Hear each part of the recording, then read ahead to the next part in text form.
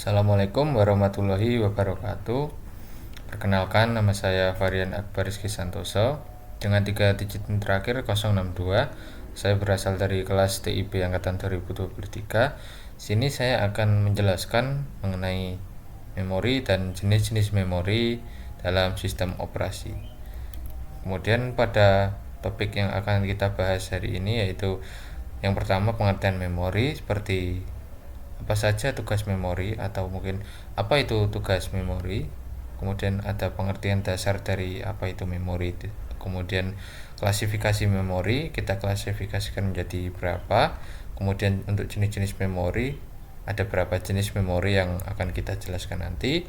Kemudian identifikasi jenis-jenis memori yang akan berupa penjelasan seperti kelebihan, kekurangan, ataupun manfaat dari memori tersebut. Dan yang terakhir adalah kesimpulan yang mencangkup dari semua topik yang kita bahas di atas. Dan yang pertama, kita akan lanjut seperti apa itu memori. Memori atau memori komputer adalah perangkat keras hardware yang digunakan untuk menyimpan data berupa informasi atau instruksi yang bersifat sementara maupun permanen. Nah, jadi di sini ada dua tipe penyimpanan, yaitu yang sementara dan yang permanen. Kemudian setiap blok menyimpan data biner dalam bentuk bit. Setiap blok memori terdiri dari sejumlah kecil komponen. Bagian-bagian kecil ini biasa disebut sel. Kemudian memori komputer berperan penting dalam kinerja dan performa perangkat keras komputer. Jadi dengan kata lain, di sini kita bisa mengetahui kalau memori komputer itu sangat penting bagi sebuah komputer ataupun performa komputer. Karena nanti performa komputer itu akan tergantung pada bagaimana atau seberapa bagus dari memori yang dia miliki. Karena jika melihat ke fungsi-fungsinya nanti, fungsi memori ini sangat krusial, entah itu sebagai penyimpan data ataupun sebagai unit operasi lainnya. Maka semakin baik pula kinerja sebuah perangkat.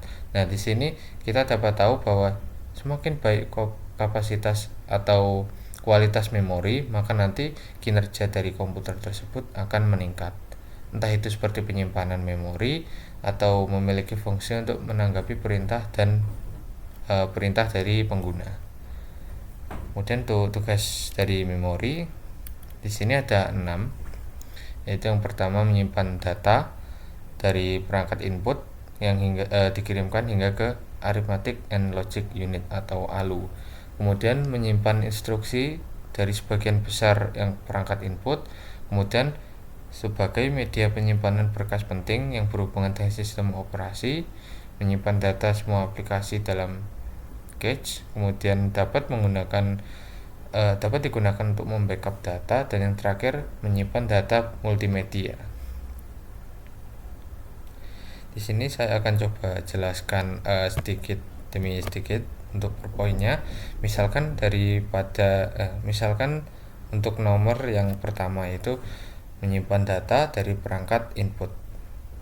Memori komputer biasanya bertugas menyimpan data yang masuk dari input, misalnya keyboard ataupun mouse, yang kemudian sebelum data tersebut dikirimkan ke Arithmetic and Logic Unit, maka akan diproses lebih lanjut. Kemudian yang kedua yaitu menyimpan instruksi dari sebagian besar perangkat input. Jadi di sini memori komputer juga bisa berfungsi untuk menyimpan instruksi dari sebagian input. Instruksinya bisa berupa perintah atau pengguna program yang sedang dijalankan. Kemudian yang ketiga, sebagai media penyimpanan berkas penting yang berhubungan dengan sistem operasi.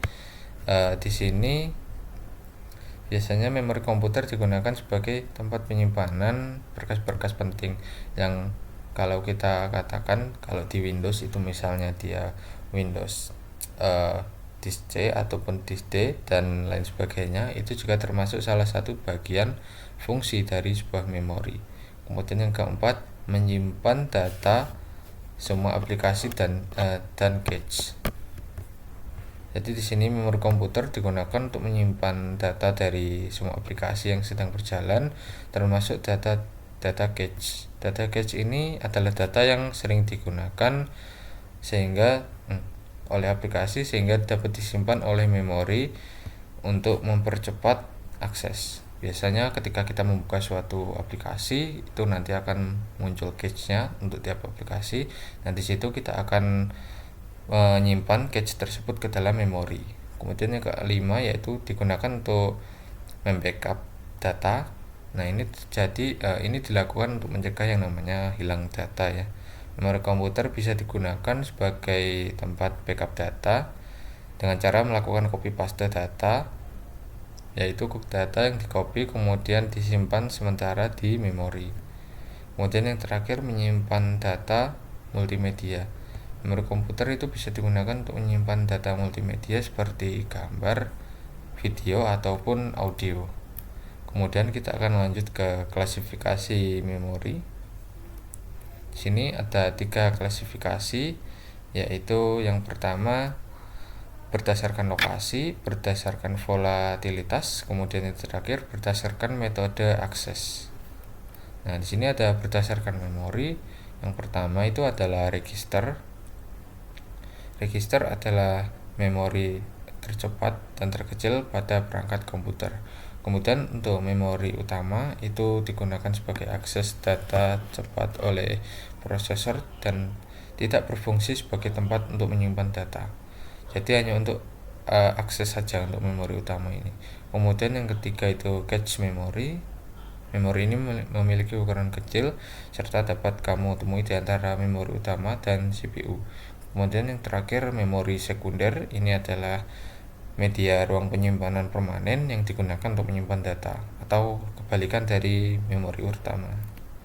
Kemudian untuk berdasarkan volatilitas itu ada 2, volatil memory dan non volatil memory. Nah, di sini apa itu volatil memory dan non volatil memory?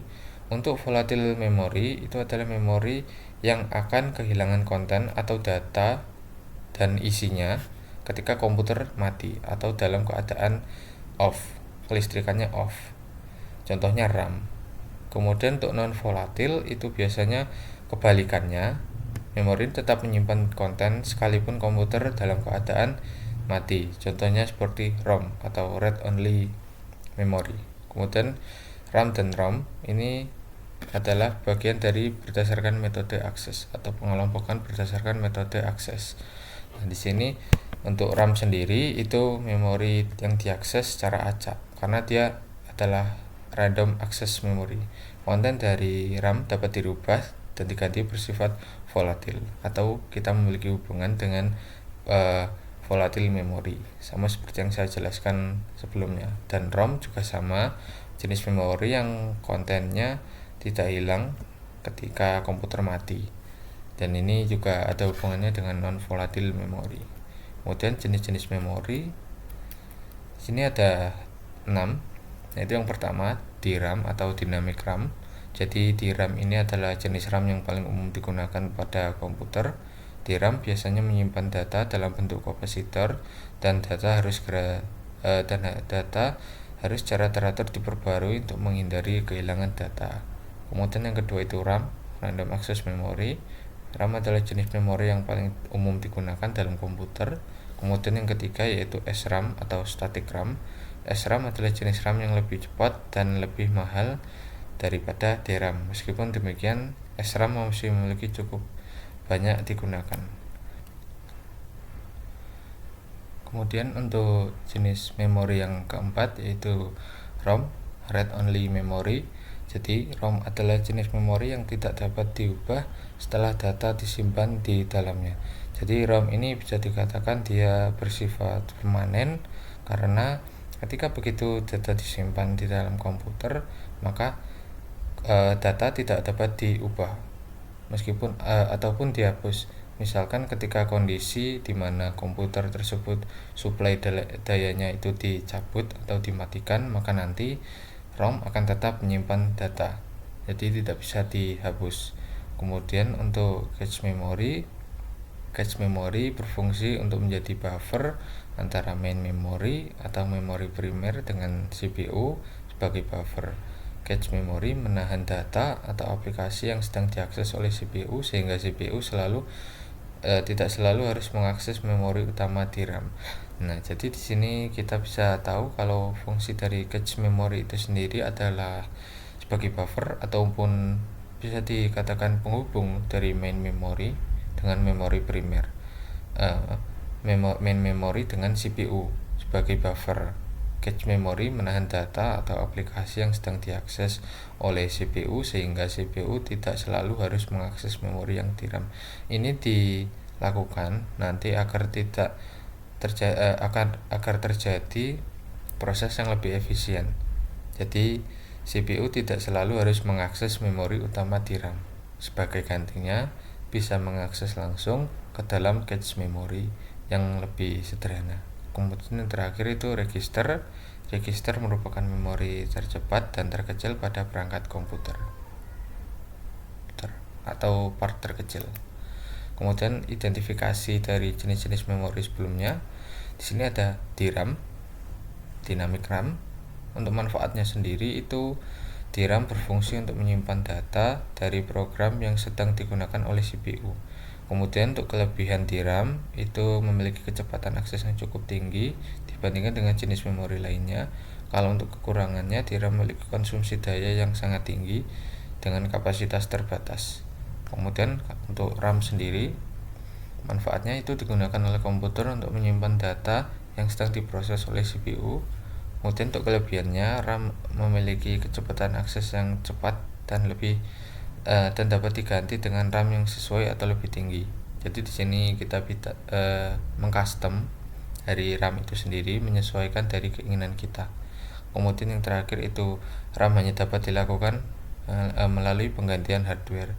Jadi di sini untuk penggantiannya sendiri itu bisa dikatakan lebih kompleks daripada memori lainnya. Kemudian untuk SRAM, static RAM, manfaatnya sendiri itu SRAM digunakan dalam aplikasi yang membutuhkan kecepatan tinggi seperti cache pada prosesor, buffer untuk saluran data, dan register internal pada perangkat digital. Kemudian untuk kelebihannya, SRAM memiliki kecepatan akses yang sangat cepat dan ketahanan terhadap gangguan. Kemudian untuk kekurangannya, SRAM lebih mahal dan kapasitasnya lebih kecil. Ini berbanding terbalik dengan DRAM. Kemudian untuk ROM, Read Only Memory, manfaatnya yaitu ROM digunakan untuk menyimpan data dan instruksi firmware atau software yang berhubungan erat dengan hardware secara permanen. Jadi di sini ketika kelistrikannya dia mati, maka memori yang disimpan tidak akan hilang seperti RAM. Kemudian untuk ROM merupakan jenis perangkat yang masuk golongan non-volatile. Jadi perangkat ini dapat digunakan untuk menyimpan data secara permanen, ya seperti yang saya bilang tadi. Kemudian untuk kekurangan, ROM hanya dapat diupdate firmware yang sesuai. Update firmware gagal atau crash dapat menyebabkan boot loop. Nah, di sini kekurangannya itu ketika dia mengalami crash atau gagal, maka mengalami boot loop dan risiko untuk kehilangan data. Kemudian yang kelima, cache memory. Cache memory ini fungsinya untuk menjadi buffer antara main memory dengan memori primer dengan CPU. Kemudian untuk kelebihan, cache sangat efektif untuk meningkatkan kinerja penelusuran web dan aplikasi. Kemudian untuk kekurangannya, cache memungkinkan pengguna mengakses file usang dan rentan hacker saat mereka tidak menerapkan cyber security dengan baik. Kemudian yang terakhir, register. Register biasanya digunakan untuk menyimpan data, operasi aritmatika, pemindahan data, dan lain sebagainya. Kemudian untuk kelebihan, register memiliki kecepatan akses yang tinggi, kemampuan untuk melakukan proses komputasi dengan cepat, efisien dalam penggunaan sumber daya komputer. Jadi di sini dia lebih efisien untuk masalah penggunaan daya dan tidak terlalu boros. Kemudian terakhir itu kekurangannya memiliki kapasitas yang terbatas dan besarnya biaya produksi untuk register yang lebih besar.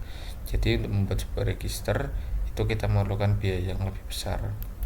Kemudian untuk kesimpulan, memori adalah komponen krusial dalam komputer yang berfungsi untuk menyimpan data dan instruksi atau berbagai jenis memori termasuk RAM, ROM, cache memori, dan register, masing-masing dengan fungsi kelebihan dan kekurangan yang tersendiri.